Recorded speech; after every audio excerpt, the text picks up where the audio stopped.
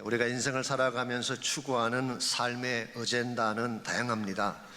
그러나 그 중에 최대의 논제는 생명에 대한 것입니다. 이것은 경제적인 문제나 명성이나 권세에 관련된 논제보다 훨씬 더 중요합니다. 왜냐하면 모든 것을 다 가져도 생명이 떠나가면 남는 것이 없기 때문입니다. 아신 대로 요즘 신종 코로나 바이러스 때문에 전 세계가 떠들썩하지 않습니까? 중국의 우한에서 시작되었기 때문에 우한 폐렴이라고도 부릅니다마는 처음에는 별것 아니라고 생각을 했는데 그 확산 속도가 심상치가 않습니다. 어제 오전 7시 기준으로 중국의 인터넷 전문 업체인 탄센트가 실시간 보도하는 통계 자료에 의하면 확진 판정을 받은 환자 수가 13,846명으로 늘어났어요. 사망자는 304명입니다.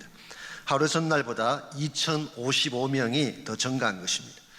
하루에 2,000명 꼴이라고 한다면 엄청난 속도가 아닐 수 없습니다. 이것 때문에 중국행 비행기가 대다수 스탑하게 되고 중국 경제에 큰 타격이 불가피하게 됐습니다. 세계 공장이라고 불려지는 중국이 멈추게 되면 전 세계 경제가 영향받을 수밖에 없습니다. 한국에서는 마스크가 동이 나서 약국에 가도 살 수 없을 정도라고 합니다. 여러분, 이 생명에 대한 위협이라고 하는 것은 이처럼 무서운 것입니다. 경제도 무너뜨리고 사람들의 왕래도 가로막는 엄청난 위협적인 것이 생명에 대한 것입니다. 그런데 우리의 생명을 위협하는 것이 꼭 신종 바이러스에게만 해당될까요? 그렇지 않다고 저는 생각합니다. 그것 외에도 우리 삶에 매일 일어나고 있는 사건이나 사고들이 언제 우리를 해칠지 모르는 것입니다. 비근한 예로 지난주에 일어났던 코비 브라이언트의 케이스를 보십시오. 지난 주일 아침 9시 6분에 9명을 태운 헬기가 존 웨인 공항을 이륙할 때까지만 해도 누구도 몰랐어요. 아마 비행기에 탑승했던 사람들이 그날의 게임과 연습에 대한 대화를 나누었을 것입니다. 그랬는데 약 40분 뒤인 9시 45분에 칼라바사스 산에 추락함으로써 41세의 젊은 나이로 코비 브라이언트가 세상을 떠나고 말았습니다. 그 많은 명성과 그 많은 기록들과 그 많은 재산을 소유했었습니다마는 모든 것을 뒤로 한 채 이 땅을 떠나고 만 것입니다. 우리가 인생 가운데서 가질 수 있는 것이 참 많지만 그 중에서도 가장 중요한 것이 무엇일까요? 생명입니다. 우리가 가진 모든 것은 생명이 있을 때 가치가 있고 의미가 있는 것이지 생명이 사라지면 아무런 의미가 없는 것입니다. 이처럼 소중한 것이 생명에도 불구하고 누구도 그것에 대해서 장담할 수가 없습니다. 더구나 죽음 이후에 영원한 생명에 대한 해답을 내놓을 수 있는 사람은 아무도 없습니다. 왜냐하면 생명은 하나님께 속한 것이기 때문입니다. 하나님만이 생명을 주실 수 있고 하나님만이 생명을 다스릴 수 있습니다. 그러므로 참된 생명을 소유하고 진실로 그것을 누리기를 원하신다면 하나님 안으로 들어와야 하는 것입니다. 우리가 어떻게 하면 우리 인생이 참 생명의 근원 되시는 하나님 안으로 들어와서 참된 차원의 생명을 누리며 살아갈 수가 있을지 오늘 주신 본문을 중심으로 그것을 함께 정리해 보려고 합니다. 우리가 읽었던 고린도서 15장 말씀은 흔히 부활장이라고 부르기도 하죠. 왜냐하면 전장에 걸쳐서 부활의 중요성과 의미를 다루고 있기 때문에 우리 구원의 마지막 단계인 영광된 부활의 몸에 대해서 여기처럼 자세하게 또 컴프레hen시브하게 다룬 본문을 찾을 수가 없습니다. 그런 면에서 부활장이라고 부르는 것이 당연합니다. 그런데 오늘 본문의 말씀은 이 부활장의 서론 부분을 소개하고 있습니다. 먼저 1절 말씀을 잠시 보시면 바울은 복음의 중요성이 어떠한지를 1절을 통해서 소개하고 있습니다. 1절 말씀, 형제들아 내가 너희에게 전한 복음을 너희에게 알게 하노니. 여기서 바울은 복음을 전달했다고 표현하고 있습니다. 이런 면에서 보면 복음의 기원은 사도 바울이 아닙니다. 어떤 진보적인 학자들은 바울이 제2의 기독교 창시자다 이렇게 말하는 분도 계시지만 복음의 기원은 예수 그리스도이지 사도 바울이 아닙니다. 바울은 그냥 복음을 전달한 사람에 불과한 것입니다. 내가 너에게 전한 복음을 너에게 알게 하노니 이는 너희가 받은 것이요 또 그 가운데 선 것이라. 여기에 복음의 중요성이 잘 표현되어 있습니다. 복음이라고 하는 것은 something you received. 복음은 우리가 받아야 되는 것입니다. 우리 스스로 복음을 깨닫는다든가 구원의 진리를 깨달아서 하나님께로 오는 것은 불가능합니다. 누군가가 복음을 전해 주어야만 알게 되는 것입니다. 이것이 복음의 속성이죠. 또 한 가지는 복음은 something you stand on. 너희들이 서야 될 발판이다. 우리 삶의 유일한 근거가 되고 우리 삶을 받쳐주는 가장 중요한 파운데이션이 복음이라고 말하고 있습니다. 어떤 의미에서 복음이 이처럼 소중하고 중요한 발판이라고 말할 수 있을까요? 이유는 이 복음 안에 참된 생명이 있기 때문입니다. 여기서 말하는 생명은 우리가 흔히 말하는 목숨하고는 다른 것입니다. 헬라말을 보게 되면 이 생명을 표현하는 단어가 사실은 두 가지가 있습니다.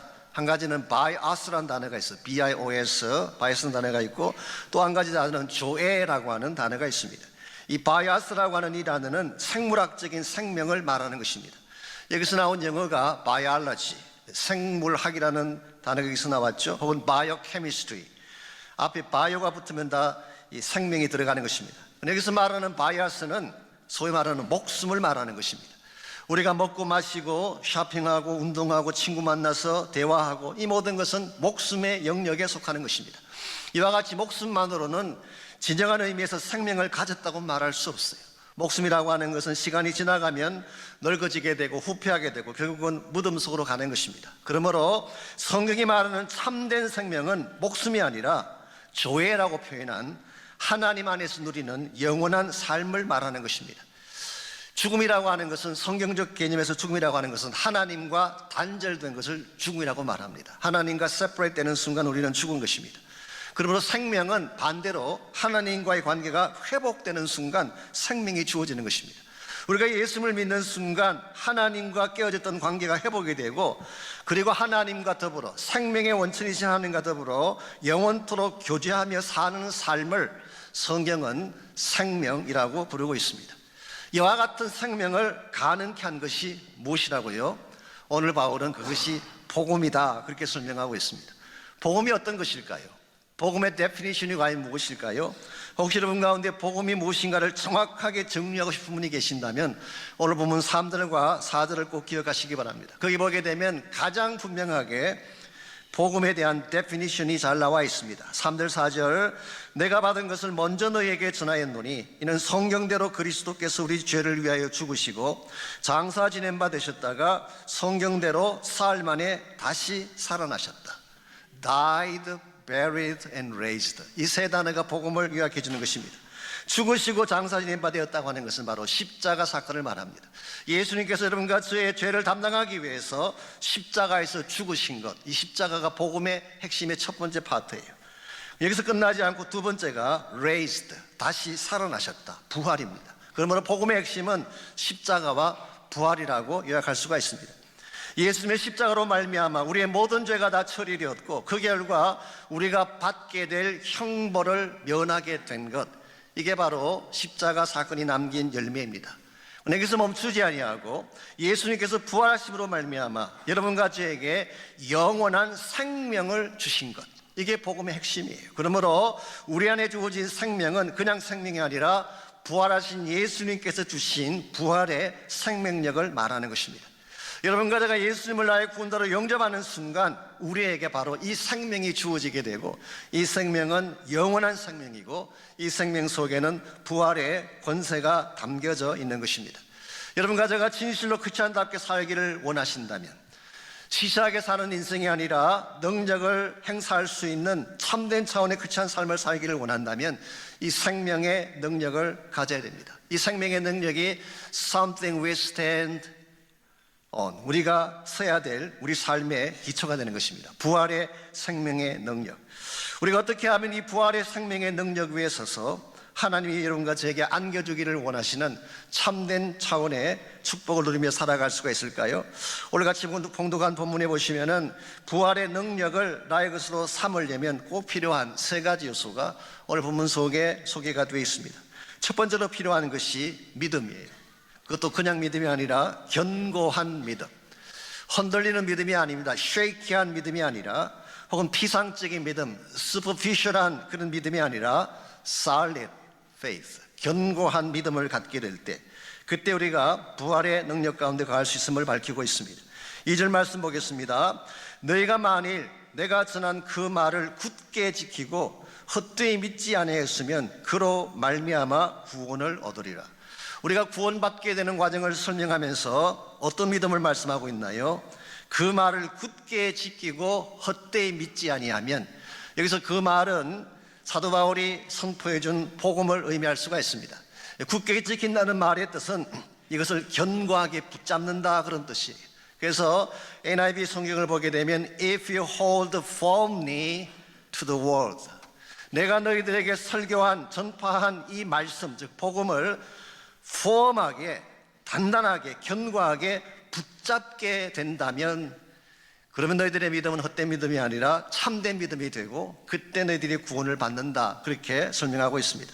이런 측면에서 우리가 가져야 될 믿음은 한 번 듣고 끝나는 믿음이 아니라 지속적으로 복음의 말씀을 붙잡고 사는 하나님과의 회복된 관계성의 삶을 포함하는 것입니다.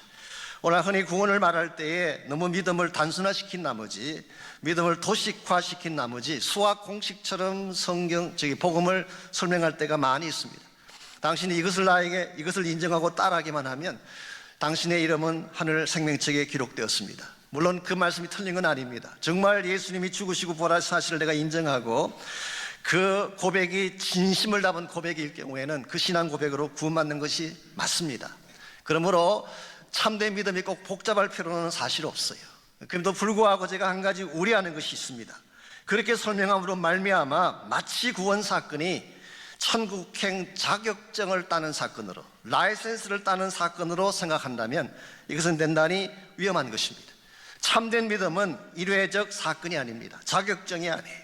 지속적인 하나님과의 관계를 말하는 것입니다.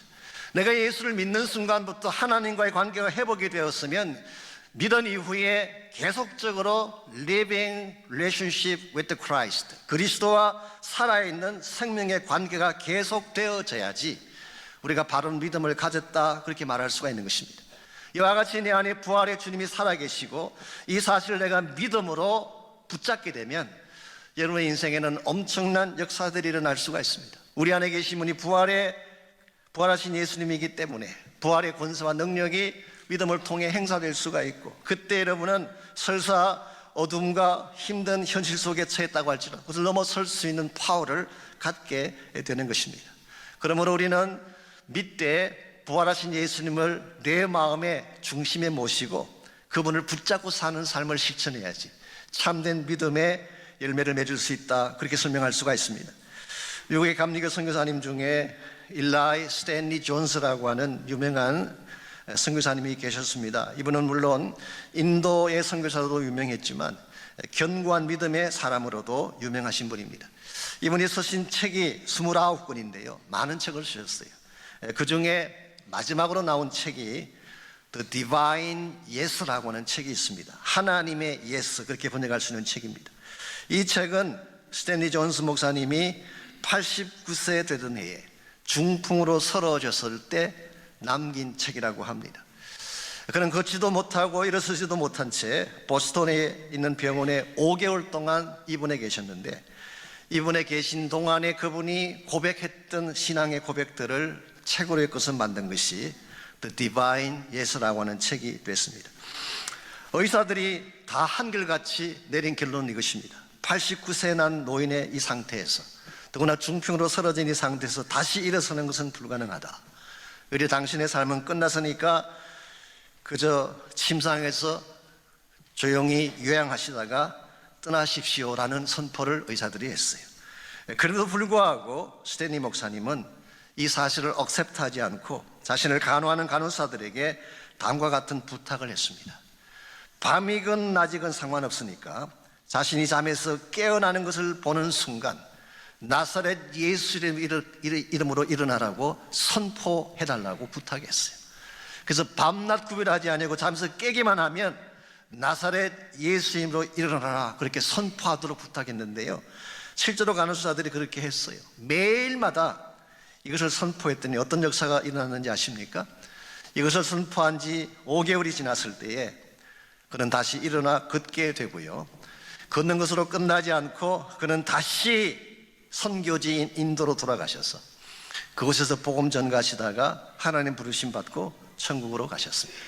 그때 이분이 그 침상에서 일어난 후에 고백했던 신앙 고백을 기록한 남긴 책이 The Divine Yes, 하나님의 예스라는 책이 된 것입니다. 여러분, 인생 가운데 많은 문제가 생기고 불가능의 상황이 찾아오지만 하나님이 예스하면 되는 것입니다. 의사가 아무리 노를 선포했을지라도, 수많은 사람들이 불가능하다고 포기를 선포했을지라도 하나님이 예스하시면 일어날 수 있는 것, 이것을 우리는 부활의 믿음이라고 표현하는 것입니다. 우리 자체에는 능력이 없습니다. 우리의 육체에는 아무 힘이 없지만 그러나 우리가 이 부활의 능력을 믿는 믿음 위에 Something we stand on, 우리가 이 믿음 위에 우리 인생을 세우게 되면 무슨 일을 당해도 흔들리지 않게 되고 여러분의 삶은 회복과 승리를 향해 나갈 수가 있는 것입니다. 이런 측면에서 여러분이 어떤 상황 속에 처할지라도 여러분 자신을 믿지 마십시오. 여러분에게는 아무 능력이 없어요. 주변 사람들도 믿지 마십시오. 사람들이 우리를 고칠 힘을 갖고 있지 않습니다. 세상에 그 무엇도 우리를 지킬 힘이 없습니다. 그러나 무슨 일을 당해도 여러분을 지킬 수 있는 능력자가 계시는데 그분이 다시 사신 예수님이십니다. 그러면 여러분께서 이 믿음을 가지고 정말 부활의 주님을 날마다 믿음으로 선포하고 살아가시게 되면 부활의 권세와 능력이 여러분의 삶을 붙잡게 되고 그때 비로소 참된 승리를 이루는 것입니다. 두 번째로 부활의 능력을 누리려면 개인적인 체험이 필요합니다.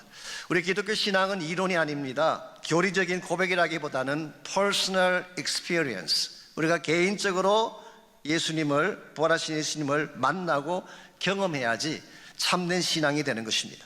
오늘 본문 3절과 4절을 다시 보시면은 사도 바울은 십자가와 부활을 설명하면서 성경대로라는 표현을 두 번이나 반복해서 기록하고 있습니다. 그의 죽으심을 표현할 때에 성경대로 그리스도께서 우리 죄를 위해 죽으셨고, 부활을 설명할 때도 성경대로 사흘 만에 다시 살아나셨다, 그렇게 말합니다. 이 말씀에 의하면은 예수님의 십자가 부활은 우연에 일어난 우발적인 사건이 아니라는 것입니다. 하나님께서 오래전에 성경에 약속하셨고 성경에 기록된 말씀의 성취다, 그런 뜻입니다. 실제로 구약 성경을 보시면 예수님의 십자가 고난에 대한 많은 예언들이 나옵니다. 가장 대표적인 것이 이사야 53장 같은 말씀 아니겠습니까? 그 외에도 많은 예수님의 메시아의 고난에 대한 말씀들이 예언되어 있어요. 자, 그렇다면 부활에 대한 것은 어떨까요? 부활에 대한 예언도 구약에서 발견할 수가 있을까요? 어떤 분들은 부정적인 입장을 취하는 분도 계시지만 구약 성경을 보면 생각보다 많이 나옵니다. 이사야 26장 19절 말씀이나 다니엘서 12장 2절 말씀 보게 되면 죽은 자의 부활에 대해서 굉장히 구체적으로 표현하고 있고 예언하는 것을 볼 수가 있어요. 특별히 누가복음 24장 25절에서 27절까지를 보면은 이건 예수님께서 직접 주신 메시지입니다. 엠마오로 내려가던 실망한 제자들을 부활하신 예수님 만난 이후에 그들과 동행하고 오는 길에 하나님 말씀을 그들에게 풀어주셨어요. 그때 예수님 풀어주신 말씀의 내용이 뭔지 아십니까? 모세와 모든 선지자의 글에 기록된 예수님에 대한 예언을 풀어주셨어요. 자, 거기 나오는 모세, 선지자의 글, 이것은 한마디로 요약하면 구약 성경 전체를 말합니다. 모세는 모세오경, 율법을 말하는 것이죠. prophets, 선지서와 사실은 구약에 나오는 역사서도 대부분 선지자들의 글로 이야기합니다. 그 외에 writings, 글이라고 하는 것은 시편이나 잠언 같은 말씀 말하죠. 구약 성경 전체가 예수 그리스도의 부활에 대해서 말씀하고 있다. 그러므로 예수님의 부활 사건은 그냥 일어난 사건이 아니라 하나님의 약속의 성취이고 말씀의 사건이다, 그렇게 부를 수가 있습니다.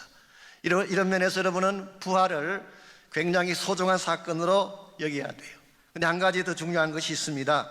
이와 같이 위대한 말씀의 사건이 부활이긴 한데요, 이 말씀의 사건이 나의 사건이 되려면 여러분이 부활의 예수님을 만나야 돼요. 체험해야 되는 것입니다. 다시 말씀드리지만 부활신앙은 이론으로 충분하지 않습니다. 교리를 공부하는 것만으로 충분하지 않아요. 실제로 살아계신 예수님을 내가 만나고 체험할 때 부활이 나의 사건이 되는 것입니다. 그래서 오늘 본문 5절에서 8절까지를 보시면 사도 바울은 예수님의 부활을 실제로 체험했던 사람들의 명단을 오늘 본문에서 소개하고 있습니다. 먼저 5절에 보시면은 게바를 이야기했어요. 게바가 누구인가요? 베드로를 말합니다. 베드로. 물론 요한복음 20장에 보게 되면 예수님의 부활을 처음 목격한 사람은 베드로는 아니었습니다. 막달라 마리아였어요. 예수님은 여자에게 가장 먼저 부활의 몸을 보여주셨어요. 두 번째로 12제자, 실제로는 11명이죠. 가론유다 단어는 빼야 되니까. 그래도 열둘이라는 단어가 같이 가기 때문에 표현한 것입니다. 6절에 보게 되면 500여 형제에게 보였다. 예수님의 부활을 본 이 목격자들은 이너 서클, 예수님의 가까이 있던 측근만 본 것이 아니라 대중들도 보았다, 그런 뜻이에요. 500여 명이라는 것은 큰 대중을 말합니다. 7절에 보게 되면 야고보에게도 보이셨대요. 야고보가 누구인가요? 예수님의 동생을 말합니다. half brother를 말하는 것입니다. 한 가지 아이러니한 일은요, 예수님이 하나님의 아들이시고 예수님 자체가 메시아로 오신 분이심에도 불구하고 같은 집에서 자라고 생활했던 형제가 예수님 안 믿었어요. 마가복음 3장 21절에 보게 되면 예수님을 미쳤다고 저주한 말씀이 나옵니다. 이 동생들이 예수님에 대해서 보였던 반응이에요. 요한복음 7장 5절에 보게 되면 그 형제들이 안 믿었다, unbelieving brothers, 형제들이 예수님을 안 믿었다고 표현했습니다. 야고보라는 이 사람은 그가 쭉 성장하면서 보았던 자기 형이지만 자기 형인 예수님을 부인했어요. 예수님 믿지 않았어요. 그랬더니 반항적인 불신자였던 야고보가 어떻게 나중에 예루살렘 교회의 기둥이 되고 예루살렘 교회의 중요한 리더 중에 하나가 야고보가 됐어요.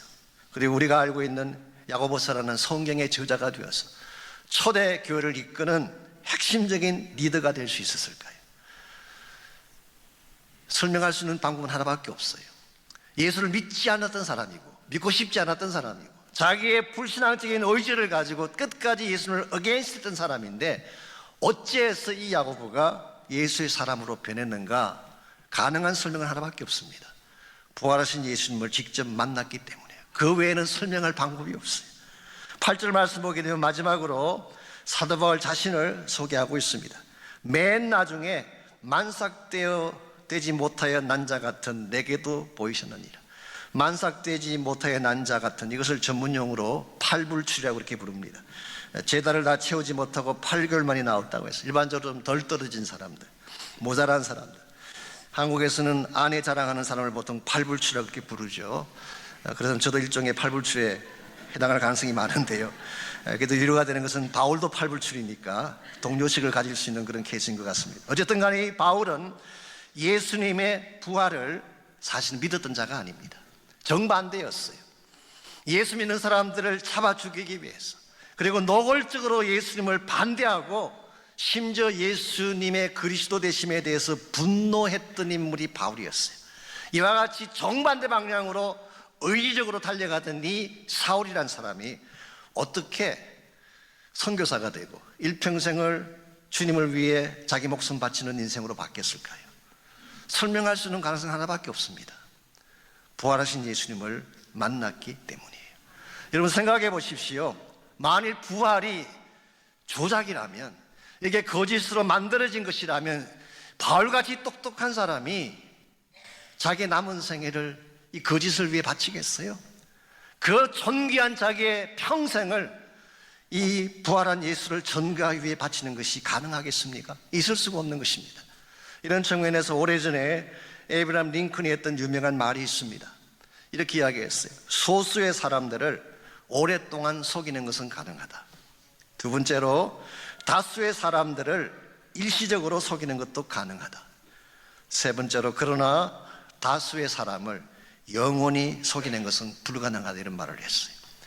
몇 명 안 되는 사람들을 오래 속이는 것이야 가능하지 않겠어요? 또 많은 사람들을 잠깐 속이는 것도 가능하지만 수많은 사람들을 영원토록 속이는 것은 불가능합니다. 다른 말로 표현하면 거짓은 언젠가 드러난다, 그런 뜻이에요. 만일 예수님의 부활이 조작된 사건이라면, 이것이 거짓말이었다고 한다면 어떻게 그 많은 사람들이 그 오랜 세월 동안, 2000년이라고 하는 세월 동안에 이 조작된 부활을 위해 목숨을 걸고 선교사로 땅끝까지 나아가서 자기 생애를 바치는 일이 일어날 수가 있겠습니까? 이런 측면에서 부활은 누구도 부인할 수 없는 사실이고, 이 부활의 주님을 만나는 순간 이 부활은 더 이상 설명할 필요가 없습니다. 부활 자체가 나의 삶이 되기 때문에. 여러분, 기독교 신앙이라고 하는 것은 체험이에요. 체험하지 못한 사람에게는 아무리 논리적으로 설명해도 받아들이기가 쉽지 않아요. 체험하고 나면 설명이 필요 없어요. 그 자체가 나의 사건이 되기 때문에 오늘 여러분의 삶이 진실로 크리스찬다워지기를 원한다면 이 부활의 주님을 만나야 하고 한 걸음 더 나아가서 부활의 예수님을 매일매일 경험하셔야 돼요.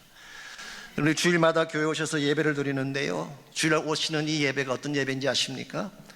사실은 모든 주일 예배는 Every Sunday Worship은 부활하신 예수님을 만나는 시간이에요. 부활하신 예수를 찬양하고 높이는 것이 예배의 본질입니다. 오늘 세상 사람들은 오늘을 슈퍼 선데이라고 부르죠. 왜 그렇게 부를까요? 슈퍼볼이 열리는 날이기 때문에. 마이애미에서 우리 두 팀이 오늘 오후 3시 반에 슈퍼볼 게임을 합니다. 전 세계 1억 5천만 명이 시청한대요. 아마 그 스포츠 경기 중에 가장 많은 시청자들이 보는 경기. 30초당 광고가 560만 불. 30초 광고 내는데 500만 불이 나와요. 그 슈퍼볼 구장에 들어가서 구경하려면 얼마 내야 되는지 티켓 값이 10,000불이 넘어요. 10,000불이 나와요. 엄청난 돈을 지불해야만 슈퍼 선데이에 참여할 수 있는데 여러분과 저는 그렇게 돈 낼 필요 없어요. Every Sunday is a Super Sunday. 예수님이 부활하신 날이기 때문에. 사실 우리가 예배에 나온다는 것은 부활의 주님 만나러 나오는 거예요. 그냥 예배 드리고 돌아가는 것이 아니라 예배에 나와서 부활의 능력 가진 주님 만나고 돌아가기 때문에 여러분 예배로 나올 때는 절망 가운데 나오셨는지 모르지만 돌아갈 때는 빛을 받고 돌아가셔야 돼요. 나올 때는 두려워하며 고통 가운데 나왔는지 모르지만 부활의 예수 만나고 나면 치유받고 행복과 기쁨 가운데 돌아가셔야 돼요. 이게 여러분과 제가 매 주일마다 경험해야 될 예배의 내용이고 이와 같은 삶을 통해서 참된 차원의 열매를 맺을 수가 있는 것입니다. 이런 의미에서 여러분과 제가 부활의 생명의 능력을 누리며 살기를 정말 원한다면 1차적으로는 바른 믿음을 가지셔야 돼요. 견고한 믿음. 두 번째로 부활의 예수 그리스도를 날마다 체험하며 살아야지 부활의 생명력을 누릴 수가 있습니다.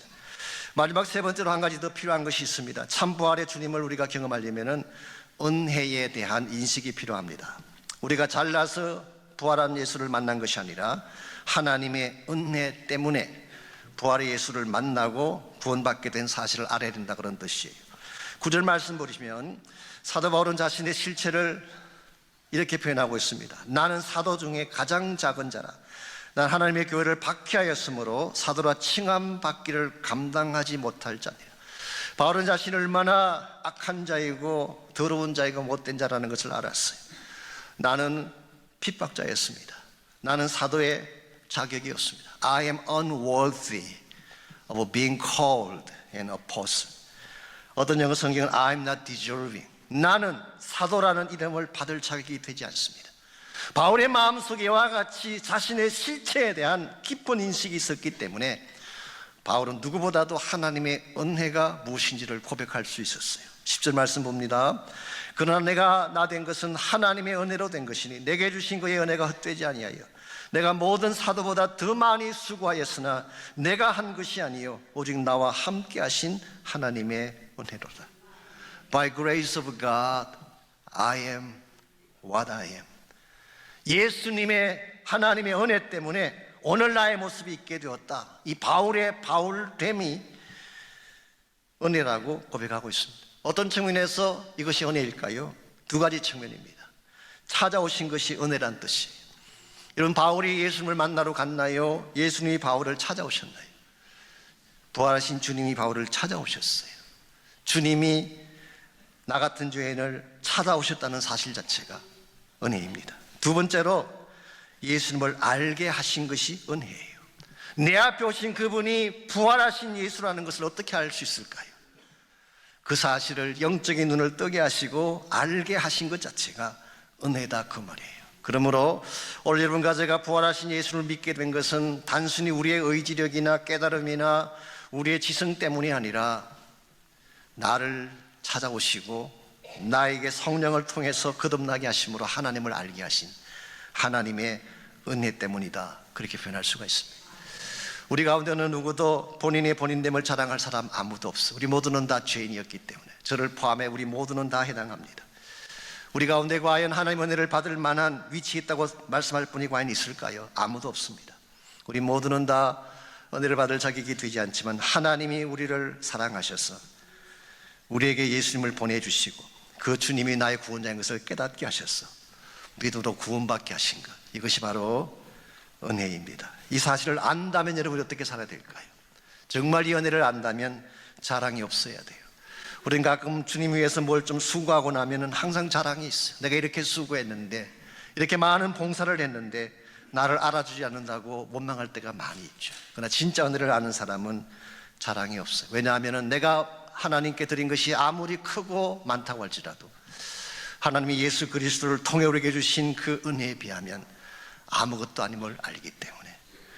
또 한 가지는 진짜 은혜를 안다면 빚진 자로 살아가셔야 돼요.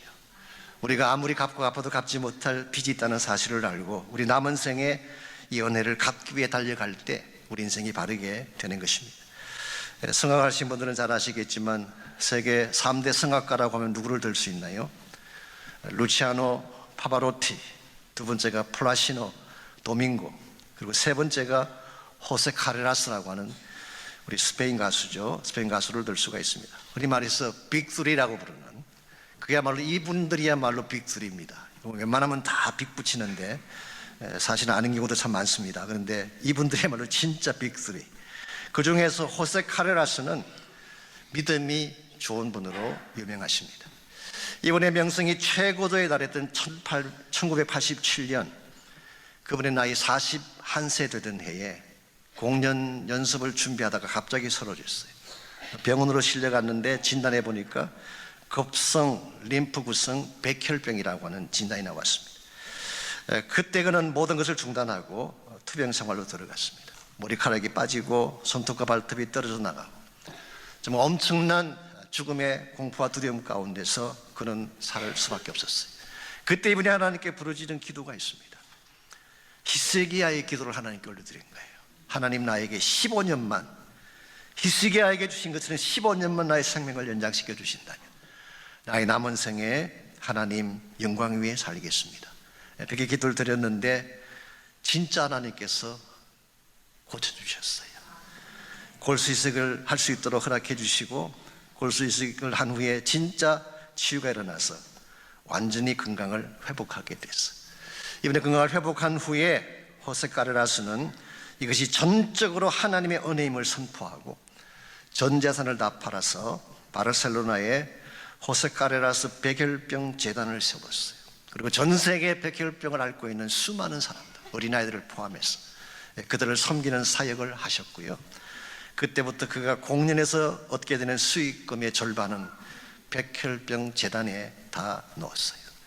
이분은 공연할 때마다 이런 고백을 자주 합니다. 저도 사실 어저께 영상에서 봤어요. 이거를 봤는데 이런 말씀을 합니다. 때로는 질병도 은혜가 될 때가 있습니다. 백혈병과의 싸움을 통해 나보다 남을 생각할 줄 아는 사람이 되었습니다. 하나님만이 나의 희망입니다. 나는 이제 단순히 노래만 부르는 자가 아니라 나에게 생명을 주신 하나님을 찬양하며 그분을 높이기 위해 노래하며 살고 싶습니다. 그 결과 15년 연장을 기도했는데 어떻게 됐을까요? 20년이 지나셨는데도 아직도 계세요. 2017년도에 월드 투어를 마치고 한국 내한 공연까지 할 수 있었어요.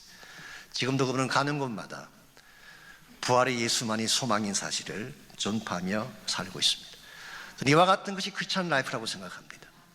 그냥 내가 교회 다니고 적당한 수준에서 종교생활하는 것이 아니라 부활하신 예수님이 내 안에 살아계심을 증거하고 그 부활의 권세와 능력 가운데에 참된 차원의 열매를 맺으며 살아가는 것, 이것을 성경이 제시하고 있는 크리스찬 삶의 본질입니다. 전 여러분 한 분 한 분이 이 부활의 주님을 꼭 만나시고 이 부활의 권세를 날마다 누리셔서 여러분 인생 가운데 어떠한 문제나 고통이 찾아올지라도 부활의 힘으로 극복하시고 승리하시기를 바랍니다.